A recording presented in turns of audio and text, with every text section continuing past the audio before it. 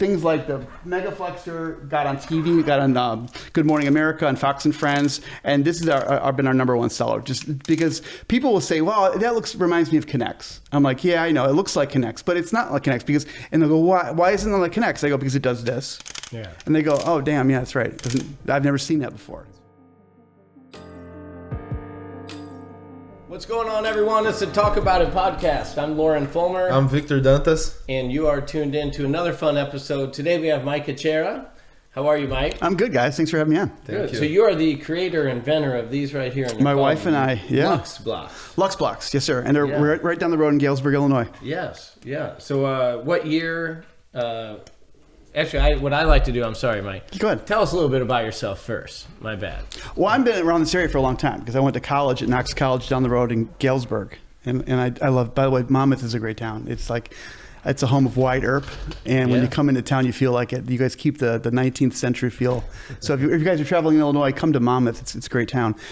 So we're in Galesburg, right down the road, and I went to school there back in the late 80s at Knox College, and I met my wife there, and we didn't date, thank God, there, because I was a crazy bohemian transfer student, and I was not ready for marriage, and we met later on at the Poetry Slam in Chicago, the Green Mill. The Green Mill is a nightclub, Al Capone hangout in Chicago. And every Sunday night, Mark Smith would have the Poetry Slam, and I was painting and drawing poets. So I was pretty bohemian, and Heather walks in she was the ultimate prep tone. She walks in with some guy, and I knew, I was like, I'm going to jump on that. So I started hitting on her, and we started dating. And we would have been voted least likely people to ever get married, was Heather and me. Okay. So we hit it off, and we both found out we loved Frank Lloyd Wright's architecture. And Chicago's like a showroom of architecture, of course, right? And like Louis Sullivan and the Bauhaus movement, Walter Gropius. But Frank Lloyd Wright, especially in Oak Park, it's like that's his showroom. That's where a lot of his homes are, right? So we would travel up to Wisconsin to go to his old house studio. He's dead now, of course, so it's a museum. And we would hang out. That's the kind of dorks we were. We go on dates for architecture. We go camping, or in Spring Green, Wisconsin. And we went to the bookstore. We found this book called Inventing Kindergarten. Did you know kindergarten was invented? No, nobody does. Mostly, especially teachers. Really, theoretically, isn't everything invented? Yeah, somebody came up with something, but it was literally an invention of one guy. This guy lived in Germany in the 1850s after the Napoleonic Wars, when there were lots of kids and no parents because the wars killed all the parents. Lots of orphans, right? And the only people who dealt with kids were like the Catholic Church. They had orphanages and things. So so many kids, but nobody knew what to do with kids. Right? So he thought that kids were actually like these little genius factories, like these little machines, and they're making amazing connections, but mostly it's like neglected technology. Kids are neglected, and we blow them off. We don't take them seriously, and we just say, "Shut up, kid," and shovel the shit. There's nothing really you can do with kids except have them do chores until they're old enough to start their own kids. So he thought differently. He was a progressive. He thought that actually these kids are really interesting creatures. If we give them the right stimulation and the right environment, they can make these connections at a more rapid rate and become like the new geniuses of the age. They can actually become our teachers. They could become amazing. So he thought these kids were great potentials. Like we think now about kids, like maybe he'll be the next Elon Musk, maybe he'll be the next Einstein. We believe that now, but back then there was little faith in kids' potential. Right. Okay. So what he did was, he was a scientist. He made these special technologies, things, little shapes that spun around, and all these different weird things that he would give kids and stimulate them. Well, what happened was it became a genius factory. People like Buckminster Fuller, who invented the geodesic dome, like Epcot Center, Frank Lloyd Wright, Einstein, the Bauhaus movement in Germany, all these people said that they got their career start in these weird kindergartens. Like they claimed it, right? So we're like, holy crap, like what? That's not the kind of kindergarten I went to. I went to Montessori, which was a pretty cool experience for me, but I was a teacher in Chicago. Those kindergartens that we have in America now are not the same kindergartens. That's because there were people like Horace Mann who intentionally destroyed them. They were here for a while, but they destroyed them because they went with the Prussian model, which is basically like the factory school, like make kids dutiful little factory workers. Because we don't want troublemakers, we want good little workers, okay? So that's why you never heard about these things before. That's true, and I have actually heard a lot about that stuff.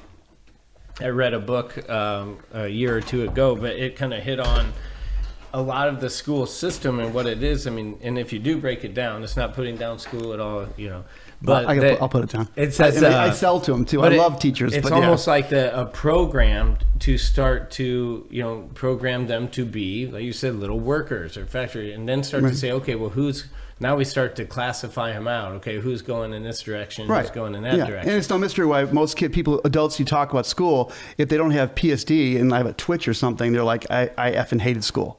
You know, I mean, a lot of successful people will say that. I hated school. We have lots of CEOs like Musk and who are the guys that the Apple people and Bill Gates. They didn't go to college. Jeff Bezos, they're like, no, I didn't need it not because I was a genius, but because I know how to teach myself. Right. And so I think that's why boys especially didn't like schools, because schools are designed specifically for girls, because girls play house. Girls are good at pretend, and they get the system, and they can do better than boys. Boys, if you want to teach boys about water and hydraulic forces, give them a shovel and have them dig a ditch and pour water and watch it flow, and they'll be so happy. They're muddy and they've used their muscles and they're outside, but have them do a worksheet about hydraulic forces and you're going to have to give them medication. Boring. Right? Yeah. So I was put on Ritalin. Right, and my mom did not like what it did to me. She thought I would look like a fiend, and she got a second opinion. And I'm in like 4th grade, 3rd grade, and the second psychologist goes, "Well, what's the problem with him specifically in school?" She says, "Well, the teachers say he just doesn't concentrate." I said, "Yeah, but what is he doing that he's not doing his work?" She says, "Well, he's drawing all the time." Okay, so he goes, "Well, next time you come and bring his drawings." So she brought in a box of drawings, right? He said, "Oh yeah, I know what's wrong with your son. He's an artist." So after that, they try to work with me and say, okay, we're going to work with him. He needs art time. He's got to, that's something he's got to do. And I think a lot of kids do that. I mean, if you ask a group of kids or adults who doodled in school, like half of them or more raise their hand. Like they're graffitiing and everything, right? So we're creative creatures. Yeah, it makes total sense. And so you came up, you and your wife. So we ended up homeschooling our kids when we moved to Galesburg, okay? And it was mostly because our son Luke, who started cello when he was 3, really, when he got home from school, and he was going to a nice little school, Costa Catholic School in Galesburg. It was a nice little school, but he get home exhausted, and it's like, time to do 2 hours of cello, I felt like the cruel dad, So we pulled him out and homeschooled him, and then we had a more good day for him, right? And but I'm a real social person. I was a teacher too, so we ended up doing cottage schooling, which means that all the homeschoolers in the area that were part of the little cottage school, we'd divvy up things. So I was the classics teacher, like Greek and Latin and book club, and then Mrs. Brucker was an engineer, so she would do Saxon algebra with the kids, like high school algebra. So we divvied up all of our skills that we were good at teaching, if that makes sense. Mm-hmm. So it was homeschooling, but it was really like cottage school teaching. Right. Everyone with kids kind of makes it up as they go along anyways. If you're a good teacher, you're kind of making it up because you're looking at that kid specifically and saying, I can't pretend like he really got what I just said. That kid did not get it. He was looking over there and I'm going to go back to this lesson again or whatever, right? You're trying to really be specific. So that was a really interesting experience because I'm working with all these neighborhood kids and we started doing these projects. And one of them was Project Lux, where we started working with all these different materials. We made our garage into a makerspace. We had kids with drills and all kinds of things. We're drilling into Legos.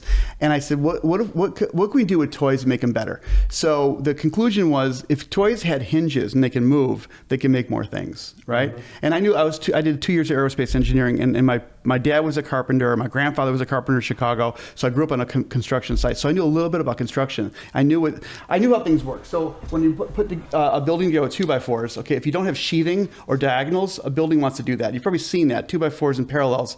They don't have no structure. The only thing that's holding the construction is the nails. Right? So that's why they put sheathing to stop that motion. Structures want to naturally move in all different ways, right? Mm-hmm. So I already knew that about structure. Like if you do a house wrong, it's going to want to do a little dance on you. So you want to stop that, right?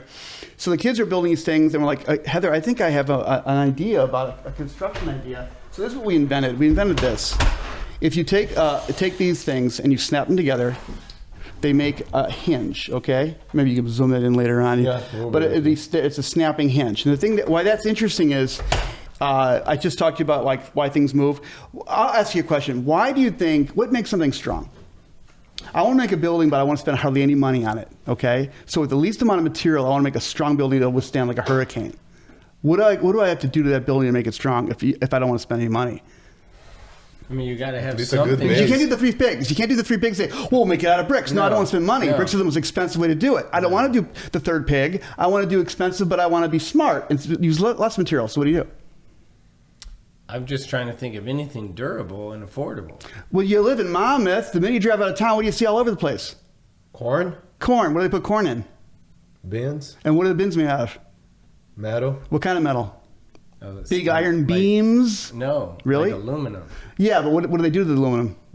How does it come? Oh, now you're really... Well, what does it look like? Sheets? Yeah, sheets. it's like sheets. It's sheet metal. It comes in big rolls in the factory, right? Oh, yeah. So how do they make these things in the buildings if it's this malleable? That's not structure. That's terrible. That's not going to withstand a hurricane. What do you got to do to the sheet? You gotta stick them together so it becomes one solid thing. Just Yes. like we do with plywood. Yes. One of the things they do is this. If I take this and go like that, guess what happens? You stay hard. It gets structural. So just by bending, it's called corrugation. So they take that sheet. If you go up to those buildings, they're actually like this. They're like waffled. They have these little grooves in them, like a bicycle fender. You know, a bicycle fender's got it's strong only because they bent it. If you flatten that bicycle fender out, it's going to be flappy. Okay, that's just what any person who works in metal fabrication, and whether they're making car parts or whatever, they know that. Or here's a typical example you would have come up with: if you're in the kitchen and, like always, you sweep it and you can't find the little dustbin. You know, what are you going to do when you sweep it up and you can't find the dustbin? Use anything flat that you can bend a little bit to be like a piece of paper. Yeah, because you could crimp it. So human beings have been doing this for a long time, right? Leaves do that. Leaves will unfold or flower petals and they'll go like that, and they could be solar panels. Okay, so this is a fundamental principle of construction. It's a first principle of construction. But most teachers, if you ask them what makes something strong, they'll say, like, you mean a bridge? They'll give you an example of a strong thing. You know, I mean, they won't tell you why a bridge is strong. They'll say bridges have structure, barns have structure, but what makes them structural, right? It's using materials in tension. If you take a material and put it in tension, it becomes stronger. But we've been brought up with the three pigs. The smartest pig is the third pig because he's a rich pig and he has bricks, right? So you don't make airplanes out of bricks or cars out of bricks or rockets out of bricks, right? They're not the best structural material. So, like my competitor who makes bricks. So. What was the very first item that you came up with? Are those little parts This is the first thing, the squares. We came up with squares. In 2015, we launched our business in Charlotte, North Carolina. Okay. And it was all theater. We had bought T-shirts and we had these blocks made in a mold, a single cavity mold. You know, we shoot plastic like Lego does. They have giant molds. We couldn't afford a giant mold yet. We weren't sure it was going to work, so we shot in a single cavity mold. So every piece cost around 67 cents. Okay, they were expensive because it was a one cavity mold. Because you're renting the machine, the time machine. Yeah. But they were prototypes. So we went to the show, but the people who at the show didn't know that we had prototypes, and we bought prototype boxes, one of a kind boxes. They cost $67 each. But nobody knew those boxes cost $67 each, right? And we had a pretty blonde and my wife in the booth, and we had a video, and the video we made was done by a professional videographer in Peoria. He's still there, Rafael Rodolfi. Made a really good video and went viral in the hotel of the convention. So we made $10,000 in sales in like the first 2 hours of the show. Wow. But we had no way to make this stuff. So, but for us, it was a proof of concept. Like, okay, we're literally selling the crap out of this stuff. People are throwing their money at us. We better like get a little factory going and make this stuff. So we did it in a barn in Cameron, Illinois, an outbuilding. We set up a little factory. Most of our workers were our friends and their children. We paid them in pizza and toys. And we only had squares, okay? We came out with the other parts, like the wheels and the axles. This is an example of our wheels and the trigons too, the triangles. When Target wanted to put us in their stores, they said, but if we put your stores, we want to you'd have cars, right? Like vehicles. We had no wheels. So we said, well, if we're going to do wheels, let's do wheels that do more than just do wheels. Let's do wheels that do pulleys and gears. So that's what we came out with. We made a multi-wheel, and the multi-wheel will actually act as a gear and a pulley. Because our whole philosophy is do more with less. We're obsessed with it. Do more with less. And the best part is no part. Like Elon Musk, the best part is no part. That means optimize something to the nth degree, to where you have a very small part inventory of parts that can just do a ton of shit. So that's what we did. So this was because of Target, and then that enables us to make all different kinds of stuff. Now we had wheels, axles, triangles, and things like the Mega Flexor got on TV, got on Good Morning America and Fox and Friends, and this has been our number one seller. Just because people will say, "Well, that reminds me of K'NEX." I'm like, "Yeah, I know, it looks like K'NEX, but it's not like K'NEX and they'll go, "Why isn't it like K'NEX?" I go, "Because it does this." Yeah. And they go, "Oh, damn, yeah, that's right. I've never seen that before." It's very cool. Yeah. Is this something that you sell as a package for them to be able to build? Yeah, this is the Mega Flexor. That's our most popular product. Yeah, and this is actually the build here. That's just a variation of Megaflexor. This Megaflexor actually was designed by a kid named Gerard Remis, who lived in Galesburg. He's now serving. He's a what do you call it when somebody? He's gonna be a priest. He's in Chicago right now. He's in seminary. Oh, he's sure, gonna be a priest. But when he was 12 years old or 11 years old, he's they're friends of ours. He came up with this version of the Megaflexor, and I was like, that is amazing. So you can not only make it wider, but you can make it go out in this way and make it it's corpuscular. It's like it makes cells that go out this way. So that's the thing. We keep learning about what the product will do. It's like you invent something, then you have to learn what the hell you invented. Do you know what I mean? Because I can't be pretend that I actually know what this is. This is how a weird cool thing. Is that when the kid comes in and he's like, hey, did you know your own products can do this? It happens a lot. Yeah. And those are some things we put on TikTok or things that kids come up with. And we have families, there are degrees of smartness in people, right? Yeah. And one family whose grandfather worked with Werner von Braun, the guy who did the Saturn project, the Nazi who came over. He worked with Werner von Braun on the space mission, their grandfather. And these are some smart cookies. The kids, the parents are both engineers, and the kids are just little geniuses. And they're one of our biggest contributors. They just send us stuff all the time. And the young boy came up with, he was in the pool and was on a GoPro underwater. And he had a submarine. He's coming right at the GoPro with GoPro, the little cameras, right? Yeah. And he's coming at the GoPro in the pool. I had this on TikTok, and all of a sudden the submarine opens up and a little submarine comes out the front of it. And I was like, well, I want to play with that. Right. So we worked together and we made a toy. So now we have Sea Adventure, Lux Force Sea Adventure is his design. I made it yellow because like the Beatles, but it's a yellow submarine when the front opens up and a mini sub comes out. That's crazy. Yeah. So kids come up with ideas all the time. That's awesome. So some of the kids, they buy the package to make this, but then they might be able to build something else with those parts. Yeah, our instructions are like suggestions for us. Okay. We actually hate. I'm the kind of guy. Do you ever? I don't know. Maybe you guys are like this too. If I get something from IKEA, I might look at the instructions like for a second, but I'm proud. I'm like, I want to figure it out myself. Yes, I do that all the time. Yeah. I'm the complete opposite. Yeah. You like it? I take it. I lay out absolutely everything. Putting together a table. So I you don't do get 45% done and then go, oh shoot. Yeah, you're a Lego and kid. have to take them all undone. No, yeah. I was a Lego kid who hated the instructions, so I wanted to make it. Give me the blocks. I'll make my own thing. I will tell you, when I had Legos, I love Lego, and I never once put together what they would send. I mean, never once. Oh, see, good. That's so how I would like build. I had the big flat green mat where you just build your own house or stuff and different things. Yeah, that's like how I was too. But yeah, I know what you mean. But as far as when it comes to any furniture, all I want to do is get it put together. I'm not trying to experiment and see if I can, you know what I mean? Well, I was kind of joking. I know, but the amount of times I put a table or an end table together and then had to like start taking all the things back out. That's brutal. I hate that. Yeah. So that's what I mean. So anymore, I lay out absolutely every step and I do not skip it. I think it's because I'm an anxious wise. person and I just can't be following step by step. All I do is I look at the front page where it has the photo of the thing already put together, and that's all I need. I don't even want to read the instructions. Yeah, I feel that's like why I'm both your dining room table is like that's how the table is like this. Yeah, you see that? You put it together. Yeah. I feel like I'm both you guys. I sympathize with both of you because I'm proud and I want to do it myself, but I'm like, my Saturday is my Saturday, and I'm like burn it up if I have to do this over again. Right. And I've done the simplest things. Like, could you make this little thing? My wife's like, could you make a little thing that goes next to the toilet? It's a little simple little cabinet. I'm like, sure.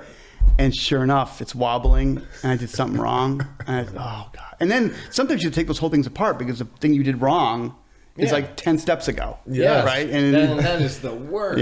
Yeah, I might as well just throw it away at that point. Yeah. I don't want to go back. Time is money. Yeah, I installed a washer one time, a stackable washer and dryer, and I forgot to take 4 big bolts behind the dryer because I didn't read the instructions. We turned it on, it was shaking like crazy. Yeah. And then I looked on Google and it says I probably forgot to take the 4 bolts. Probably didn't read the directions. No. I think this may sound trite, but I think that instructions are good, but I because of Lego, and I was a Lego kid. I played with Legos through high school. But because of this instruction thing, I think so many families fell into this thing where the kid wanted the Jabba the Hutt palace or some kind of really expensive Lego thing. And they'd recruit the aunts and uncles. Everybody was buying Legos for the kids, right? Because the movie came out and they wanted all the things. Yes. And so dad or whoever was deputized to help the kid build this stuff because it's hard to build, right? And then they'd end up trashing it anyways and it ended up in a big thing. But the idea is that I've had teachers tell me, I think it has to do with Lego or something, because kids think that, and adults think that creativity requires instructions. And to me, that's a freaking disaster. Now, that might be an exaggeration, but I've met so many people who say the same thing, like, I've seen it or I believe it, that you need instructions to make things. And I was like, man, you need clay, you need something, you need Lux Blox. You can call it is, but I mean, this is an art. It's no different than drawing. We say that Lux Blox is an engineering art material. Yeah. Like, that's what this is. Totally. Yeah, exactly. Yeah. Yeah. What about to come up with each individual piece? Was this a lot of work to be able to design something like this? It was a bear. So I have a background in art. I graduated from art from Knox College, and I became a portrait painter and a muralist in Chicago. I studied art classically. I studied nude models, like the whole Michelangelo kind of route, right? And so I knew how to draw, and we were coming with ideas. We had mentored for a first robotics competition, and one of the kids was one of the homeschool kids. His name was Daniel. He's a German immigrant. In Germany, it's been illegal to homeschool since the Nazi era. It's not legal. So their family were missionaries. They moved back to America because the mom was American, and they were living in Galesburg. They were working at First Baptist Church, and their son Daniel, who was I think 11 or 12, he was on this team. And one of the things is your team will get points if you learn AutoCAD. Okay, and just computer drafting, and make your robot model in the computer too, like a digital. So he learned it for that. I said, Heather, since Daniel Voline knows AutoCAD, I can make drawings of my ideas. He can make them AutoCAD, and we can use 3D printers to like test the idea. We could print it. This is the early era, the 2012-13, when 3D printers were just coming online. They weren't so great. We got a MakerBot 2X, which was famous for breaking down, and you had the guy even said, "This is for the MacGyvers out there because you are literally breaking it. You're fixing it all the time."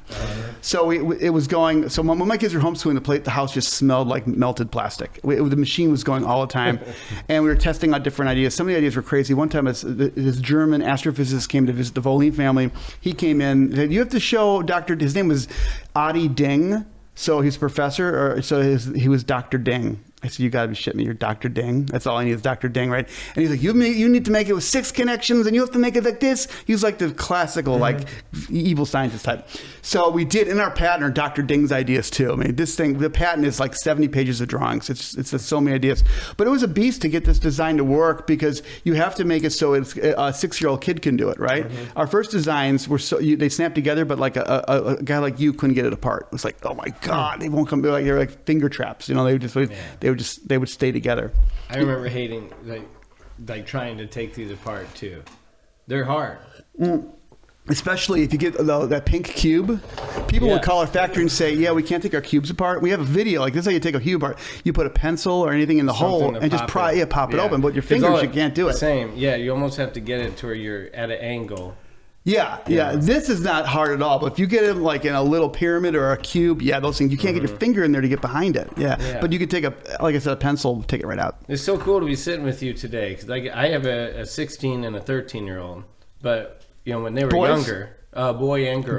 That's awesome. Yeah, we had a ton of these, and they're probably still in the house. So you're what's called an early adopter of a product. You got them early on. Oh yeah. I remember when someone had said like, "Hey, these guys are local," Yeah. Right? Were you in Monmouth at the time? No, I live in Galesburg. Yeah. Oh, yeah. It's as local as you get. Yeah. And I had no idea. And so it's really cool and ironic to even just be sitting with you today. That's awesome. Yeah. If people say a toy made in America, it's kind of a weird thing. It's really rare. That's why I got in Fox and Friends, because they were looking for American manufacturers of toys when the Chinese, remember when the logistics problems happening back in like 2020?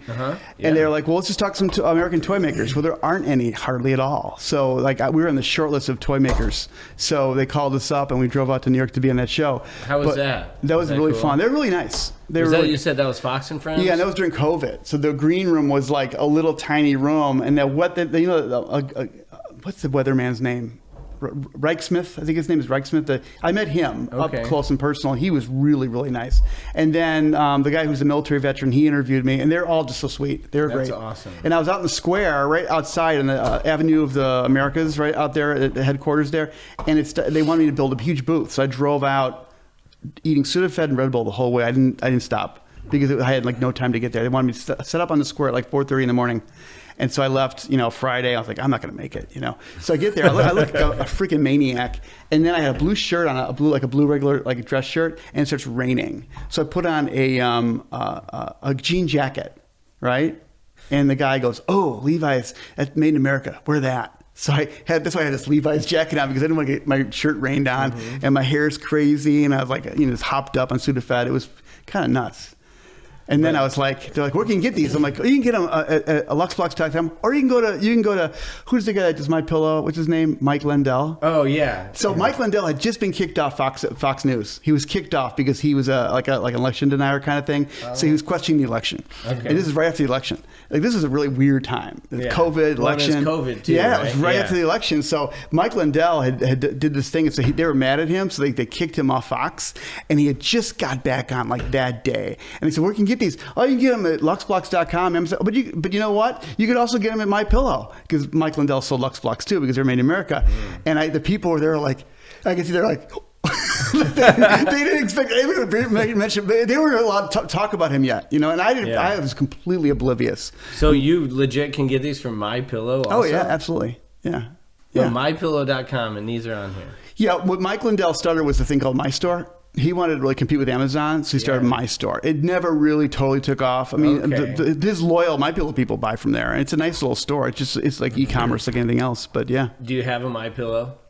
No. I think my son's bedroom. In my son's bedroom, there's a MyPillow. I tried one. They're okay. It did okay. What is a MyPillow? What is it? It's made in America, right? It's an infomercial you see on TV. This guy came out with it. You can He sells mostly to baby boomers on TV, I think. That's his business model. He's an interesting guy. He was a crackhead who woke up one day. He's in Minnesota, and he wakes up one morning in a gutter in Mexico City, like on a crack binge. Like, he ends up in a different country in the gutter, and he's like, "Oh my God!" So he found God. He fixed himself up, and he started this mega business called MyPillow. Okay. Yeah, he's an interesting guy. But anyways, I ordered one. Did you like it? For a very short period of time. And I'm not trying to put it down. But it just short magic wore off, or the pillow? Yeah. And they claim you can put it in the washer or dryer. I think it's a dryer, and it fluffs right back to its original. I don't know. Maybe my dryer wasn't the right dryer. You have to buy one of his dryers, my dryers. Something. But no, the guy did a good job, and good for him. What he came up with and what he did. I didn't think when I mentioned his name to be political. I didn't know anything about that stuff. Right. But I saw the producers like kind of turn green when I said his name. Oh yeah. And my phone was like, "You shouldn't have mentioned Mike Lindell." I was like, "Why?" He goes, "Yeah, he was banned from Fox until like the day you showed up." I was like, "Oh well." Yeah. Whatever. Mike, who's your top customers? Is it teachers? Is it families? Well, that's interesting, because every business is supposed to know like who they're. When you do a business, when you start a business, people say even like make an avatar of your ideal customer, like, and then all your business is geared towards this imaginary person who's got the qualities of people that you want to sell to, right? But ours is funny because we like to call this person like kind of like the art ant, the kind of the crazy independent ant with the funny hat, like kind of the person who prides herself or himself on knowing what's out there that's really cool and interesting for maybe their nephew or their grandkid. Because a lot of times, and we sell to a lot of parents, don't get me wrong, but a lot of grandparents, we sell to a ton of grandparents. And in our age, grandparents have a lot more buying power with kids than parents do, because parents are kind of under the gun of the kids saying, "I want the next PlayStation, I want the next iPhone or the iPad." They're really digital, because there's trillions of dollars or high billions of dollars being marketed to these kids through Nickelodeon and Disney or YouTube. So these kids are being pummeled by advertising, right? And the parents fall victim to that because they're the primary caregivers, right? But the grandparents are still like, "I don't think this is good for these kids. I don't like what my kids are doing to their kids," right? So they have kind of they're like an aspirational buyer. They want to buy what's good for the kid too. Right, and we're good for kids, sure. And also we appeal to their values. We're made in America. Our plastic is like the safest plastic in the world. So we have some qualities that kind of, when you ask, that's the ideal customer. And every time we're on TV, we totally kill. Like the best weekend we ever had was when I was on Fox and Friends. It was like 6-figure Saturday. It was crazy. So yeah, so baby boomers are big. Museum shops, people, Indian families. It sounds really racist to mention a class of people, but if you say a family that appreciates STEM, okay, well, they're Indian. right? They tend to be like that as a stereotype because they're very focused on their kids' career path. They're famous for that, right? And I don't begrudge them that. That's better than the opposite. We're like, I don't know, my kid will do whatever. I don't know. That is very accurate. Yeah. So they're actually a demographic that when Indian people walk up to our table, and of course this is Caterpillar country, so you get a lot of Indian engineers. So they walk up to, I know what that guy does. He's an engineer at CAT, or he's a doctor at OSF, right? And they see it right away. They see this is STEM. The first thing they say to me is, why haven't you made these into robots yet? I'm like, yeah, you sound like my wife. Yeah, I'm working on it, okay? It's not easy to do that. Right. But that's our biggest project coming up is robotics. We're working on that right now. Nice. Yeah, and there's companies around here that are amazing that are helping us. There's some high-tech companies around here. Yeah. Like Pegasus and Jupiter. Yes. You work with them, right? Yeah. And they're like as high-tech as you want to get when it comes to physical things. They're like the most high-tech. Yeah. That's true. Yeah, so... Some brilliant people that work with us. Yeah. Hey, you hit on this a little bit just while we were casually talking before starting, but why don't you share a little bit with the listeners on your family dynamic and how everyone kind of contributes, or you're talking about like the office comparison type stuff. Well, it's bizarre because this is not, I'm not bragging right now because my kids would be like, oh, you remind, early on my kids and their friends, they're like, your dad, because my boys would say our friends all think that you remind them of Michael from The Office.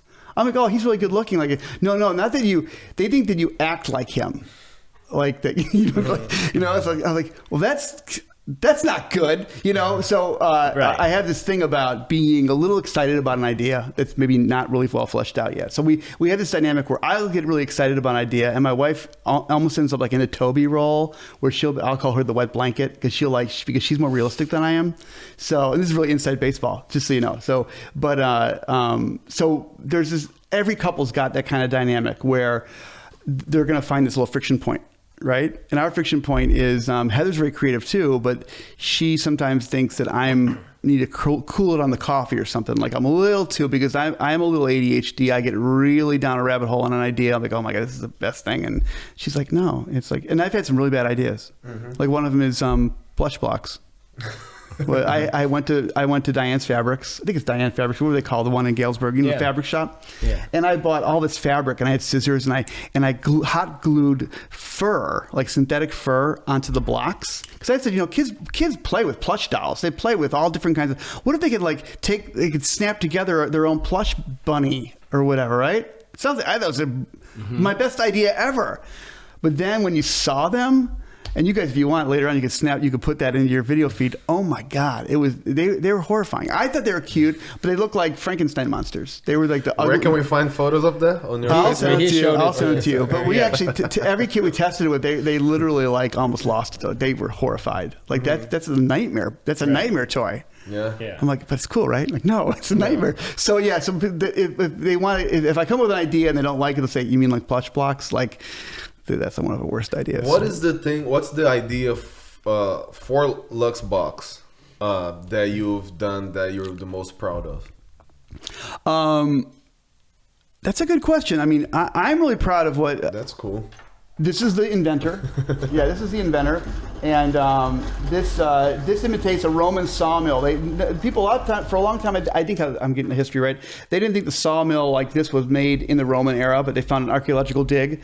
And of course, that would have been a huge invention or innovation if you could take a rotary action and make a back and forth action, because that's what a sawzall does. Because you're imitating a human being. If you could imitate a human being, you could de-skill a job into... Anytime you have a business, it could go back in history all the way back. If you want to make money, if you want to get richer, you take the master craftsman, right, and you have to try to de-skill what that person did.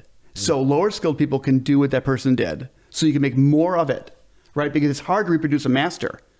To make masters is difficult, right? But if the master could teach people to do he could like dumb it down essentially, right? And that's where innovation comes from, is that dumbing down so you can mass produce something, right? And de-skilling came to a high art with Henry Ford. Henry Ford said something that everyone thought was stupid. He said, I want to make cars for the people who actually work in my factory that they can afford to buy. And he created the assembly line. Yeah, before that, they were basically made for millionaires. Like, they were like motorized carriages. And Elon Musk has carried that torch now, where he's like, I want to make spaceships so cheap that space, that everyone will have access to space. And like, this is stupid. In fact, I'm going to land my rockets back assward down if they use them and make them recyclable. I'm like, that's ridiculous. Bugs Bunny stuff. It's stupid. Yeah. Right. Yeah. They'll find a way. Yeah. So the innovation is always about doing more. That's the mantra of a good engineer. Engineering is actually a high virtue. Doing more with less enables really poor people to afford things that kings and queens only could afford 100 years before. That's a beautiful thing, right? But nobody ever talks about engineers that way, that it's actually a virtue, that they are doing a good thing for society. So yeah.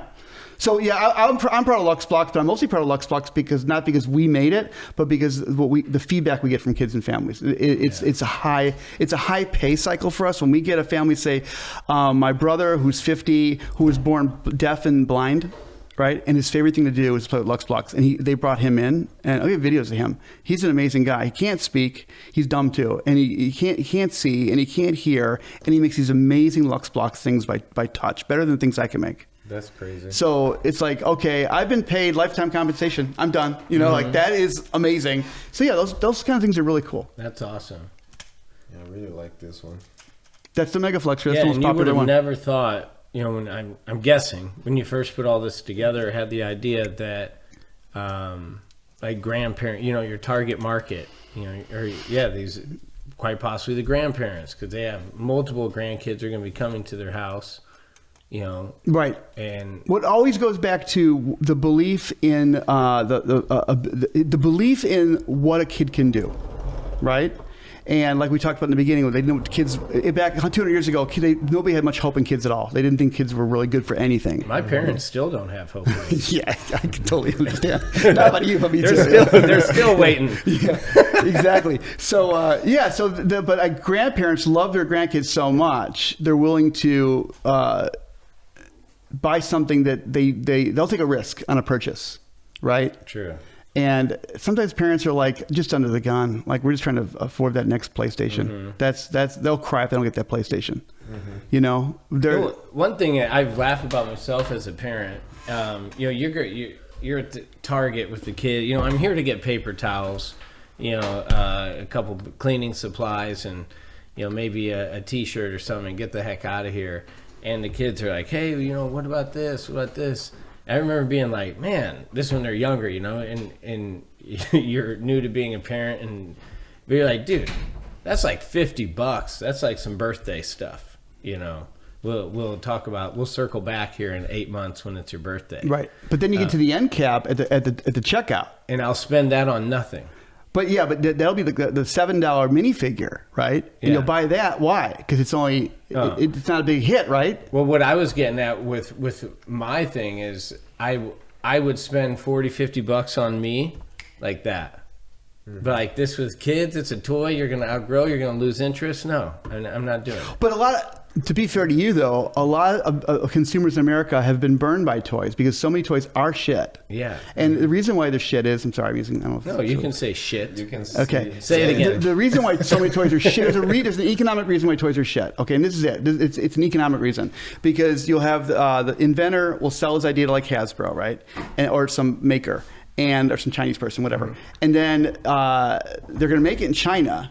And they have to make it in China to make it so cheap to make because you're going to have 3 or 4 middlemen, if you're lucky, right? Before it gets to the buyer, which is like Walmart, which is really another middleman in a sense, right? So many pieces have been in that pie that they have to keep the price so low. The margin has to be so massive in the beginning, right? So you're getting shit because they can't afford to sell anything but that, okay?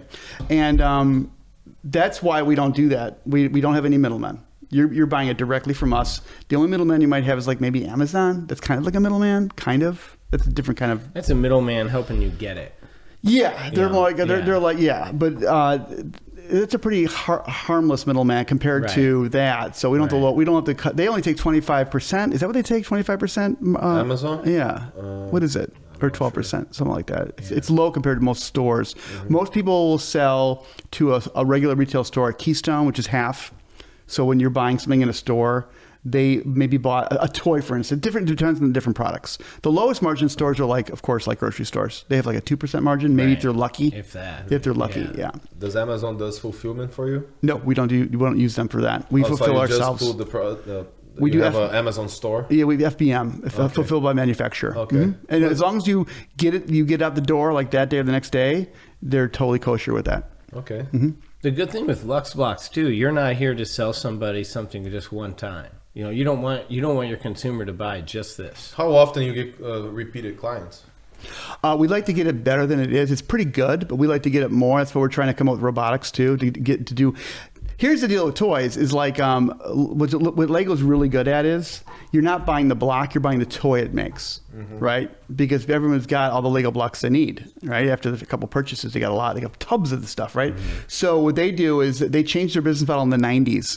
And it was a perfect storm for them because kids still used to read in the 90s. So they reread Harry Potter, and Harry Potter was the most popular book of all time for kids, right? And then they made the movie. Then Lego got the rights to the toy. So it was a perfect storm of these a loyal customer base for one thing, licensing to another thing, right? And so Lego was like, that saved the company for Lego, right? So Lego became a toy company. It's a toy that makes the toy. And now Star Wars. Well, then Star Wars, but all those licenses are dwindling now because kids aren't watching movies like they used to. They're on YouTube. So movies aren't as strong as they used to be. So they're struggling now to redefine themselves again because kids aren't the same kids. Kids aren't consuming the same thing. No. That's why the movies are so comic book now with the Marvel licenses because they're trying to keep that thing going. They're still aiming at kids, but it's harder and harder. I bet. You know, so. But yeah, so that's what we're going to robotics. We're an education company that looks like a toy company. Yeah. We're not a toy company in the sense we see ourselves as an art material or like an engineering tool, but we're not a consumable thing like a toy where it's a throwaway. Do you feel a lot of pressure with needing to come up with new ideas all the time? My wife thinks I don't. She thinks that I have too many new ideas. Yeah. She's like, you should do the other work. And there's a lot of other work that needs to be done. Of course, in a business, it's not all the fun stuff of inventing things. It's like doing the nitty gritty of marketing and just there's a million things to do in a day. Operations. She's probably saying, "Hey, Mike, we can do what we're doing better. Instead of trying to do more." Yeah, we got on our docket. We've got for new products. We've got Stearman biplanes and tractors and cool stuff. But right now we're building a new website, which we're launching in the next couple of weeks. Good. So, a website launch requires that, to get into inside baseball running a business, a website is a way to get people to come and experience your product digitally, right? Okay. And it's called the funnel, where they're just basically hitting different touch points, and you're hoping that they're going to be inspired and buy something, get to the cart, and then you're going to remind them of other things they might want to buy, and you're trying to get them part of the family. Okay, and then you say, if you want to get our newsletter, then we can communicate to you other things, and you can give them really good content about educating kids, and we have a lot of ideas. We're like I said, we're an education company. Yeah. So there's that whole relationship you want to foster with your audience to build a family, and it's multi-generational. Now we've had families who've had their kids have grown up and had kids because we're 10 years old. We have kids who now have kids who play with Lux Blox. Their kids are playing with Lux Blox. It's just insane. Or siblings or teachers who've had both siblings come through and they both brought Lux Blox to school. So it's neat to see that kind of rebound of experience, With the robotics, is there going to be any power related to it, like electrical? Yes. Yeah? Yeah. So how is that going to change everything you do?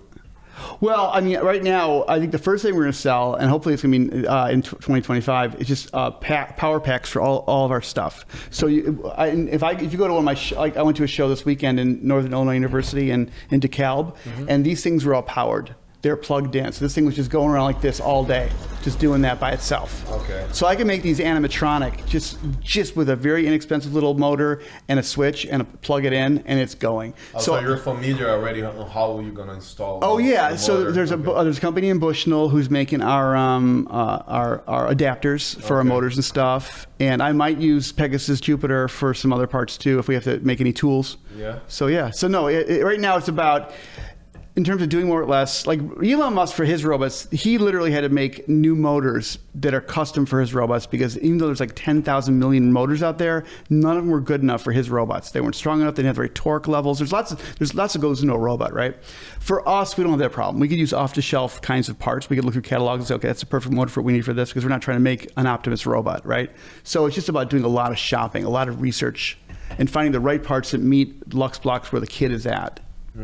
Is there any competitor in the U.S. that does something similar? Oh to yeah, what you yeah. do? Well, a lot of them have moved out overseas. So Connex is what we're compared to more than Lego. Connex started in the '90s in Pennsylvania, and these guys already had a plastics factory. They were at a wedding and they drew a few things on a napkin and said we should do a toy, and they kept their machines going, their employees working, right? And they were a hit for about 5-10 years. They did pretty good, and they in 2018 we were at a toy fair. And the rumor went around that PNC Bank, basically, they didn't pay their loan, and they put them up for auction, right? And that was the same year or the year after that the rumor went around at a toy fair we were at in New York City that Toys R Us didn't pay a bill, which was like the worst news ever, because that was like the beginning of the house of cards falling down. And when that happened, we were in Barnes & Noble, we were in Target, we were in grocery stores all over the West, and everything started to collapse. So we pivoted strongly in education.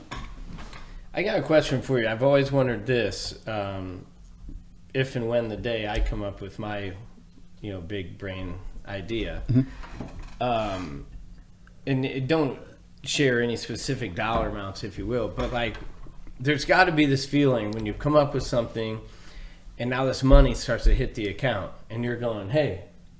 Dude, did you see what came in today, or do you see what came in this week? Like, I think we actually got something here. This is going, and then that money, come in. What was kind of that? And like I said, I don't care dollar amounts, but what was it? That feeling? I assume you had to have something like that, right? Like, honey, come look at the bank account. It worked. Come look, or we just got another order in. Look at these orders flying in. What can you share some of that excitement, or what was that like? You're talking like a proof of concept moment, like aha, like people we like did it. Oh, you worked. We're here. We've had a lot of experience where people threw their money at us. Okay, so our first show, we had these store owners that we went to it was called it's a B2B show. It's like it was called a business to business. So it was American Small Toy Retailer Association, ASTRA. And so these were all we thought you see, you make these assumptions when you start in a business, like, here was a founding assumption we had, right? The assumption was people buy toys in toy stores. No, that was a butt-ass terrible assumption, because just that year, or 2 years before, Amazon really started to grow. Okay, so we sold to hundreds of stores. We were in hundreds of stores within a matter of months, right? But these toy store owners were in the back room selling our stuff on Amazon. Okay, so even they were saying, we don't believe in Amazon. We believe in the small toy store owner. Blah blah blah blah blah. We're virtue signaling, right? But they're in the back room while there's some teenage girl up front who can't sell her anything, and they're selling stuff on Amazon. So everyone was selling on Amazon. Right. Okay. So we're like, these people are full of crap, and some of them were great, but a lot of them were full of it. So we said we need to really adjust our assumptions here, because we're assuming people are not going to toy stores necessarily. They're more and more. And then phones came online, better phones and apps. People are going to their phones. They want the product now, right? And they want to see the customer reviews. They don't want to go to a toy store. They're not going to toy stores. Yeah. Right. So we went towards that route where most of the stores we're in now are museums. Like we're Navy Pier Museum in Chicago. We're in museum shops all over the country, because again, aspirational people take their kids to museums, and that's where, this product really is not at home in Walmart and Target. It's not its proper home. It's not made in China. Right. It can't be unless we really moved operations over to China. We wouldn't be able to sell it in Walmart and Target. Is there even physical toy stores? I don't remember seeing. No, they exist still, but they're not a trending thing to do, because there's nothing you can get in a toy store you can't get online, or even exactly. So it's like brick and mortar is slowed down. I don't think it'll ever be gone forever, but it depends on the industry. Absolutely. But it has it's taken a hit. It's taken a hit. For it's sure. taken a hit because of Amazon and COVID. There's a lot of things that hit toy stores, and just culture. Because baby boomers will still go to toy stores, but millennials, they're just like... I would never buy a toy, like go to a store to find a toy. I'll look online, I'll see thousands of people's reviews, understand what's good, what's not, and then buy online. I would never go online, very rarely buy online. And so it's just proving your point, if you will. But I'm a touch... you know, if I want to make sure, Right. I want to be able to come back to you after I like Right. or don't like, Right. you know, the product or feel it didn't work. Or, I mean, yeah, it's a completely different. How many generation. times I'm at Menards or Walmart or anywhere I'm wanting to buy something that I saw, and I'll go to Google to see thousands of reviews to see if that product's good or Yeah. not. So Well, I always use the internet No, anyway. and Yeah, it's you a have to great, do that, though. It's Yeah. a great idea, a great concept. Right. But I'm telling you, my brain doesn't even work that way. I am still transitioning in that change to be able to be like, oh, look online real quick, see if this is a good, you know, see what others think. Yeah. My brain doesn't work that way still, right here in 2024. Yeah, and well, I mean it. I sympathize with you. I like to go to stores, like especially good stores, like Sharper Image, like high-end stores, Hammacher Schlemmer, where you see really cool things. Even the Apple Store, and you see it's like neat to see really beautiful products. Right. Yeah. Even car showrooms. I mean, or going to shows. So I do like physical things. So there's something about stores, and I know that trend of stores, Meta now with the glasses, everything's virtual, but I'm a physical guy too, obviously. Yeah. So I like stores. Yeah, Yeah. But we're not the millennial or that age group, you know. Yeah. And you're probably way more savvy with that stuff because of your business experience and Yeah, and, stuff and, I, like and that. I don't want to put down all toy stores. There are some toy stores that are unbelievable. They're true believers that have these gorgeous toy stores, and we were in a lot of them. But we couldn't bank on that experience because with Lux Blox, if people don't see this, right? The packaging doesn't really that experience. We actually do better online and digitally because they'll see a video of a kid doing that. There's a So video. video is really our natural medium if we can't do it live, right? So we're kind of a new product for a new age in a sense because Lego doesn't really need video, right? But we need video because Yeah, because yeah, the like motion. this thing, or even with the label, it doesn't scream. People will that say that it spinning looks like around. Kinects. They'll say it looks like Kinects. I've had people argue with me that I'm selling Kinects to them. I'm like, dude, I invented it. It's not Kinects. I know what Kinects are. Right. Those are Kinects. Like they're arguing with me. Yeah. Like, then I'll do this, you know, and they're like, oh Does yeah. Kinects do this? I'll say I've done that. And like, I think it might. Like, yeah, whatever, man. That's awesome, man. Mike, great. what a great blessing to be able to sit down with you today. Excited for Well, it's cool you guys are here down the road from me. It's awesome. Yeah, Yeah, it's great. Yeah. Thank you for having me. No, we appreciate it, guys. This is Lux Lux Blox. Blox. Yeah, if you want to get these on, we sell right in Galesburg. It's luxblox.com, luxblox.com, or you can go to Amazon and buy them too. But buy them from us in Galesburg because it's better for us if you buy them there. Yeah, And, support local. But for those listening that's not local, you can be like Victor and shop online. Exactly. Anywhere. Just Yeah. kidding. Yeah. Hey, thank you guys. Another great episode of the Talk About It podcast. Mike Acerra, thank you so much. Thanks for having me, Mike. guys. All right, Lux Blox. I'm Lauren Fulmer. I'm Victor Dantas. Victor Dantas. Thank you. Talk About It podcast. Have a good one, guys. Thank you. Thank you for watching this episode of the Talk About It podcast. I'm Victor Dantas. I'm Lauren Fulmer. And we would encourage you guys to subscribe to the channel. And don't forget to hit the bell. It's going to be right below the video. So you Hit guys, the bell.